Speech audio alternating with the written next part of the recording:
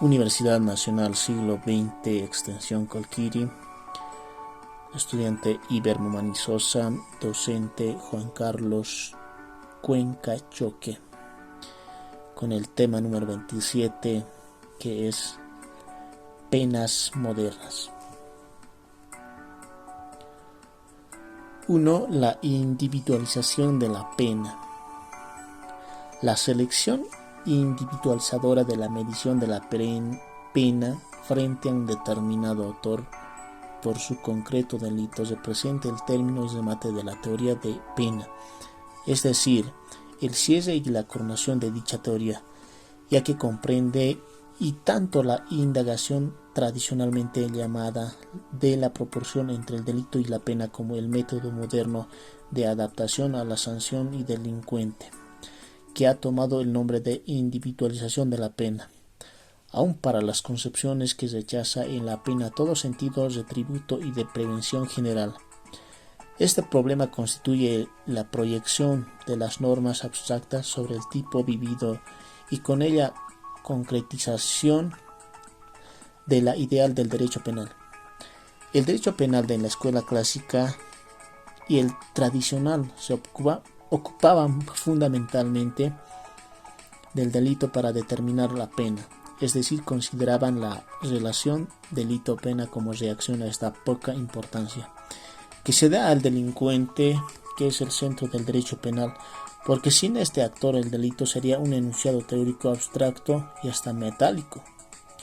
En efecto, las escuelas mencionadas tienen este defecto, no les importa mucho la personalidad del delincuente, definiendo la pena que se deba aplicarse por su relación delito-pena determinado luego de la proporcionalidad. 2. Fundamentos de la individualización. En la vida real se presentan diversidad de delitos, por lo que a todos no se les puede aplicar penas iguales, sino más bien diversas. Es necesario establecer una graduación, lo que exige que las sanciones sean divisibles y graduables, pero como denominador común se viene en toda esta concepción y olvidada a la personalidad del delincuente, sufriendo la teoría de la individualización de la pena básicamente en contraposición a la escuela clásica. De lo anterior se deduce lo siguiente: el delito como hecho real delata la personalidad del delincuente, como la obra es reflejo del artesano. Las condiciones personales determinan en ciertos grados de manera de cometer es delito. Estos principios, con todas consideraciones hechas anteriormente, conducen a la individualización de la pena, como relación existente entre la personalidad delincuente y la pena para lograr su mejor y rápida adaptación social. En otras palabras, atendiendo a la personalidad de la gente, se le debe aplicar la sanción que corresponde a ella, como el tajo hecho a medida del cuerpo. 3. Momentos de la individualización de la pena.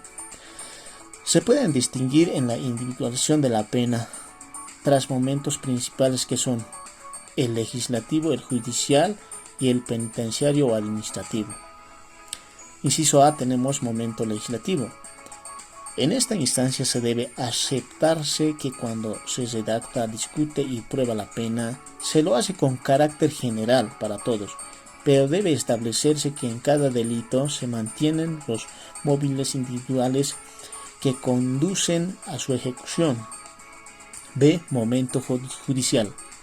La individualización comienza realmente en el momento judicial, puesto que el juez estudia la personalidad del delincuente y el delito en el concreto, en base a los cuales llena los requisitos y para dictar su fallo.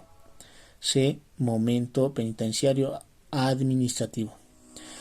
Esta última etapa es a cargo de los funcionarios de las penitenciarias, que deben estudiar la conducta de los reos para determinar los efectos de la aplicación de las penas. 4. El perdón judicial natural y casos de la aplicación. Un instituto que da un mayor liberal al que juzga y en la tarea de la elección penal es el perdón judicial, bien su organización legislativa como potestad del órgano judicial del Estado es reciente. Sus orígenes son remotos y se encuentra en las leyes de Manú, que aconsejaban al rey reemplazar en determinados casos. La multa por la represión también en Egipto. Era posible que en lugar de penas leves se reprendiera al delincuente.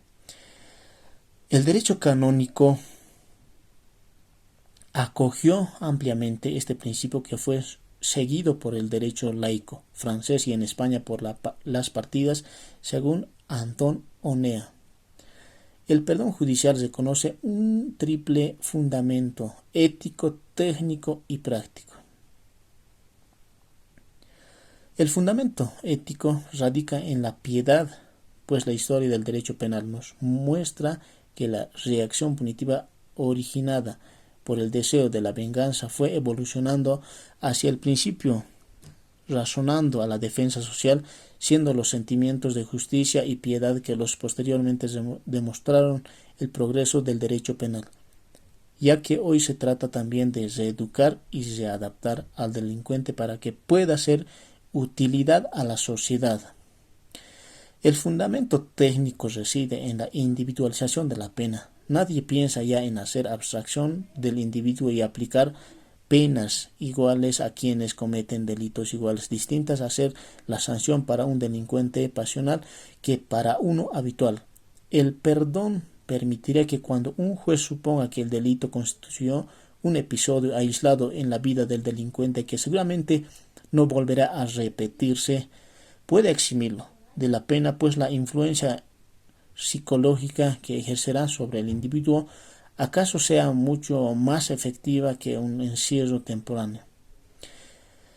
El fundamento práctico reside en la necesidad de suprimir la ficción, ya que bien sabemos que ellas recurren los tribunales o jueces para condenar a los individuos que no merecen sanción, simulando la inexistencia de la culpabilidad, absolviendo injustamente o aplicando el caso por analogía alguna eximente contenida en la ley. Casos de jurados. En nuestra legislación del perdón judicial se halla establecido en el artículo 64 del Código Penal. 5. Suspensión condicional de la pena.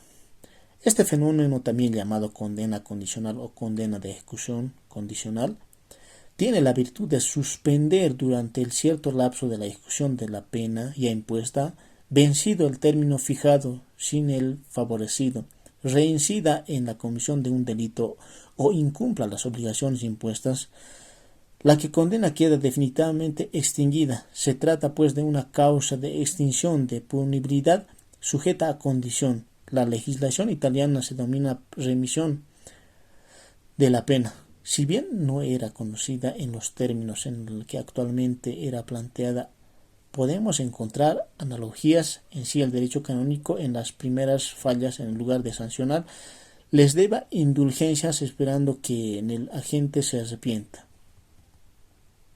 La condena condicional viene a ser suspensión de la pena privativa de libertad en la que ha sido condenado el delincuente, en su caso o perdón definitivo. Si el reo no vuelve a delinquir dentro de un plazo determinado de la aplicación de esta condena condicional, la condena condicional en nuestro país está establecida en los artículos 59 para adelante. 6. Libertad condicional. En la transición en el presidio de la libertad se llega en como la consecuencia del principio de la individualización de la pena o cúspide del sistema progresivo. Este instituto al penal consiste en conceder libertad antes de que cumpla la totalidad de su sentencia, bajo condición de que su conducta sea irreprochable, y es las condiciones impuestas por pasa. Esta medida se basa sobre la supuesta corrección del reo después de ser sometido al tratamiento correccional, cierta o simulada. La libertad que se otorga en solo a título provisional, por bien pueda ser revocada por inobservancia de alguna exigencia que la ley establece. El Código Penal da un tratamiento completo a la libertad condicional en los artículos 66 al 69, estableciendo que la pena privativa de libertad ser mayor a 3 años, siendo esta facultad del juez de la causa quien debe dictar sentencia basada en motivos reales en los informes del establecimiento penitenciario y del juez de vigilancia. La libertad condicional se concede en una sola vez, o sea, que no procede a quien ha sufrido una revocatoria de la misma o ha cometido más de un delito. Nuestra ley exige los siguientes requisitos. 1. Tener cumplido la diferentes etapas del sistema progresivo y las 2/3 partes de la pena impuesta. 2. Haber dado prueba evidente de la buena conducta durante la ejecución de la pena. Haber satisfecho la responsabilidad civil. Tener un diagnóstico de personalidad con un estudio de su medio social que pueda inducir de modo razonable a creer en el goce y ejercicio de la libertad, se comportará correctamente. 7. Condiciones para la libertad condicional.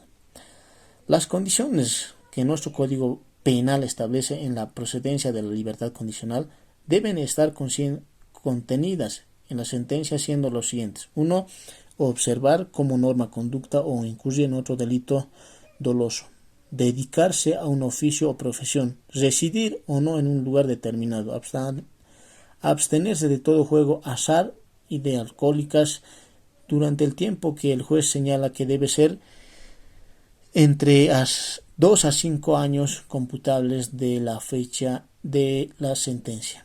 2. Someterse a la vigilancia de las autoridades. 3.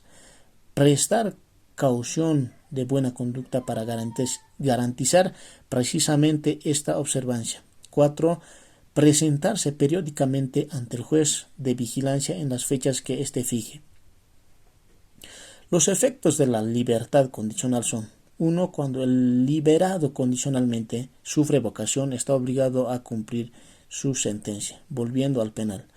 Si la libertad condicional no ha sido revocada hasta el vencimiento de término de la condena, la pena queda extinguida. 8. Sentencia indeterminada. En la aplicación de las penas privativas o restrictivas de libertad, se llama pena indeterminada a la que no tiene un límite fijo. La condición para dar la determinada es la corrección del reo. Puede haber 2 clases o tipos de penas: indeterminadas, parcialmente indeterminadas y totalmente indeterminadas.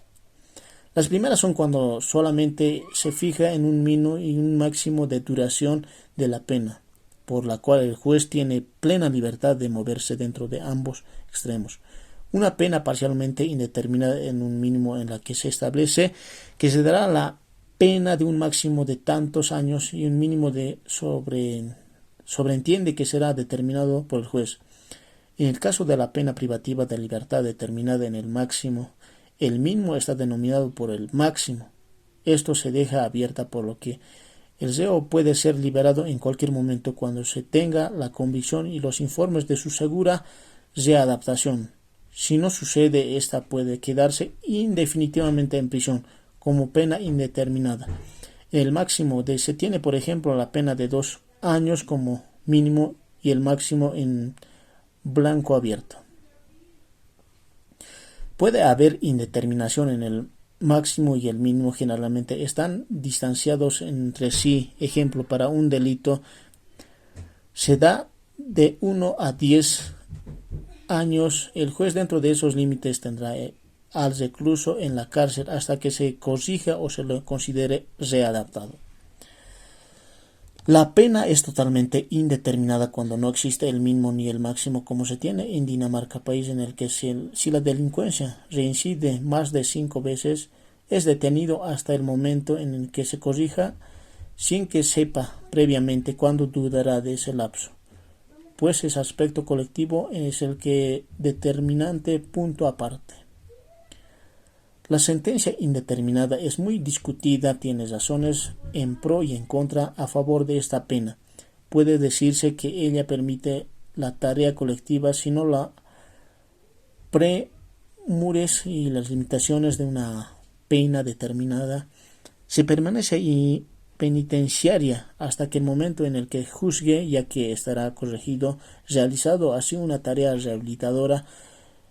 Los adversarios a esta clase de pena, que consideran que lo más importante es salvaguardar la libertad de las personas por delincuentes que sean, a menos que se tengan las organizaciones criminales de primer orden, pero la verdad es que se puede tallar mucho y tener determinadas a las personas por un tiempo mayor al que se realmente debieran estar con sentencia determinada. Muchas gracias.